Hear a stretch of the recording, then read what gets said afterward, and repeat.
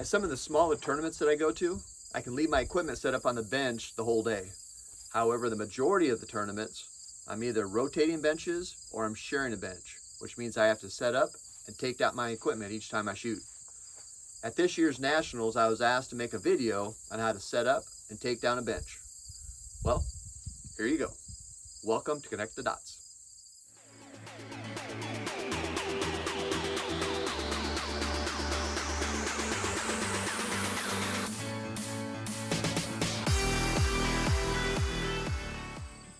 The main goal of CTD shooting is to take what I've learned in competition and adapt it so that hunters can apply it in the field. This video is going to be a little bit different. This video is mainly for Benchrest shooters.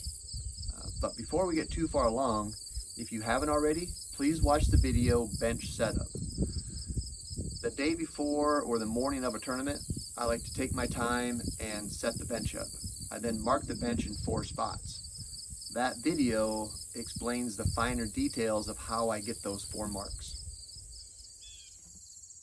Some competitors are extremely fast at setting up and taking down their equipment. Some of that has to do with how their range cart is set up. There are all sorts of range carts available. They can range from basic garden wagons to customized 3-wheel carts. My range cart started out as a beach cart from Amazon. I took off their plastic box and made my own.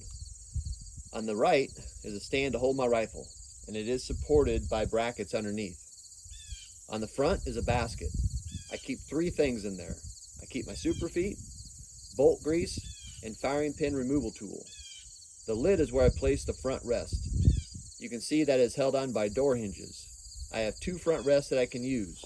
Each rest has its own lid. To switch out the lids, I simply remove the pin on the hinges. The inside is pretty much just an empty box. I did add some supports on each side to help hold up the front rest. I also added a basket that I put my shooting glasses in, and I made a platform for my rear bag. As you can see, the platform has grooves on it so I can stick my fingers underneath it to get the bag out easier. If you're in the market for a range cart, think about going to a match and take pictures of all the different options. From that, pick and choose what you like and design your own. If you are enjoying this video, please hit the like and subscribe button. That will help Connect the Dots continue to grow and get better. There's a lot more information on my website, ctdshooting.com. Thanks for watching.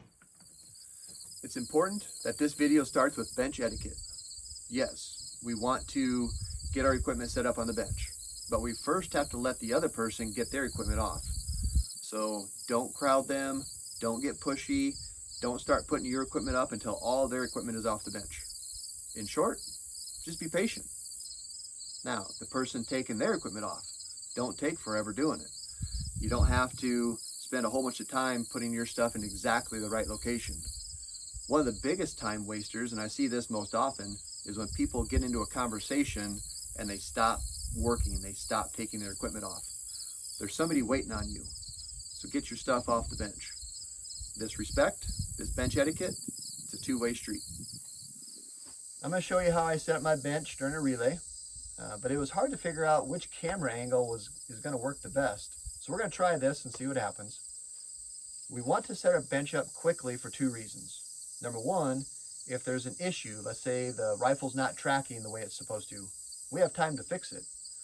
And number 2, the quicker we set our bench up, the more time we have to study the conditions before they say commence fire. So I start with my super feet. And one thing that I've noticed is that some people will take their time and they get their super feet in exactly the right location, and then they go put their front rest up and they have to move it to line the super feet up with the rest. So one thing that I do is I just throw them down, just get them decently close. And then I take my front rest, and then I'll line the super feet up with my front rest.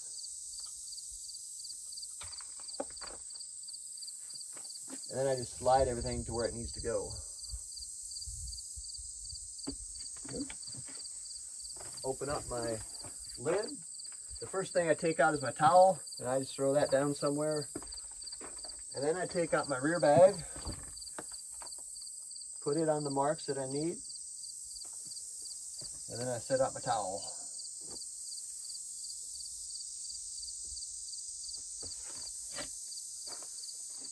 case it's windy. I got my holder.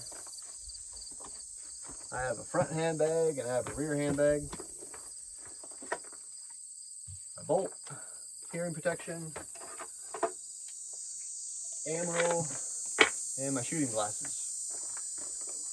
Before I put the rifle up, I will check the height of my stool to the height of the bench. And it should be right around that orange mark. When you change benches, sometimes the height of the benches change and you have to adjust your stool. Put that back in there. Put my rifle up. Then I load my ammo in my ammo holder.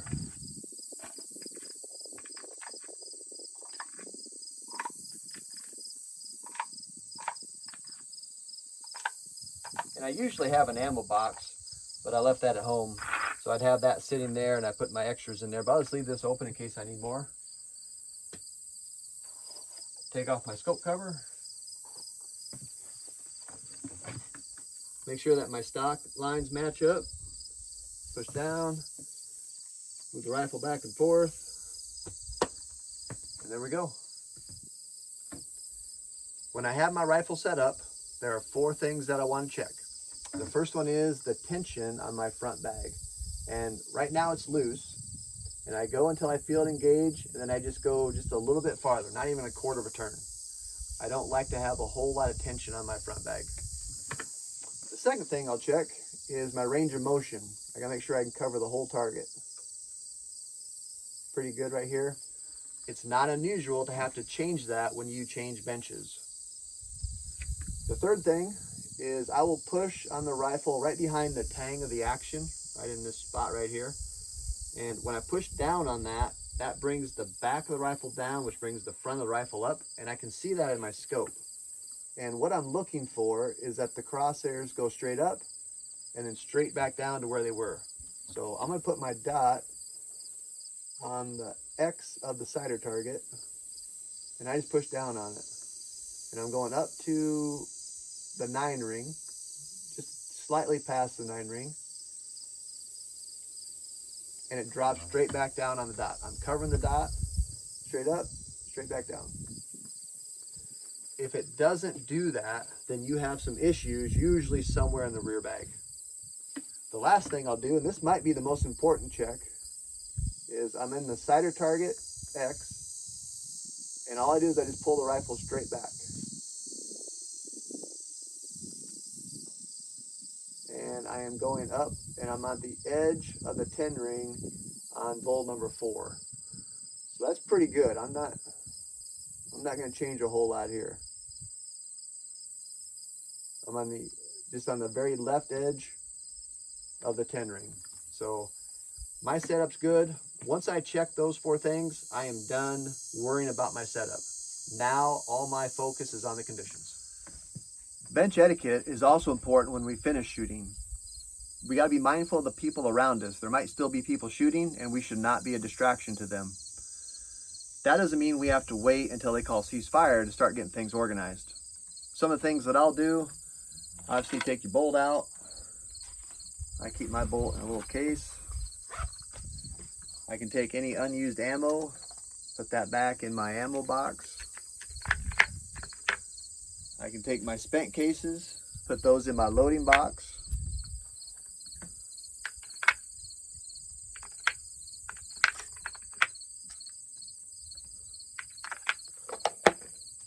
Keep my bags organized. The one thing that you don't want to do is you do not want to cover your scope up before they call ceasefire. Because once they call ceasefire, the thing that you should do is you should check your target to make sure that nobody crossfired on you. If you don't report the crossfire, you own no shots. When they call ceasefire, one of the first things I'll do is I'll loosen my front ears, and then I'll protect my scope. I like this scope cover. This is the Action Express, sold by Scope Shield. It protects the scope, but it also protects the action and the trigger.